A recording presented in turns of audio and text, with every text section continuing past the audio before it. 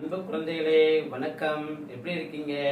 இந்த நாள் படிப்பை பற்றி நம்ம என்ன செய்ய போகிறோம், பார்க்க போகிறோம். இப்போ விடுமுறையில் நீங்கள் வீட்டில் இருக்கிறதுனால இதே மாதிரி ஏதாவது நல்ல புக்குகளை எடுத்து என்ன செய்யுங்க, வாசிங்க. எப்பொழுதுமே செல்லை பார்த்துக்கிட்டு இப்படியே டச்சிங் அப்படிலாம் இருந்துக்கிட்டு என்ன செய்யக்கூடாது, இருக்கக்கூடாது. நல்ல புத்தகங்களை எடுத்து நம்ம என்ன செய்வோம், வாழ்க்கையில் படிக்கலாம். தொட்டணித்து ஊறும் மணக்கேணி மாந்தருக்கு கற்றணித்து ஊறும் அறிவு.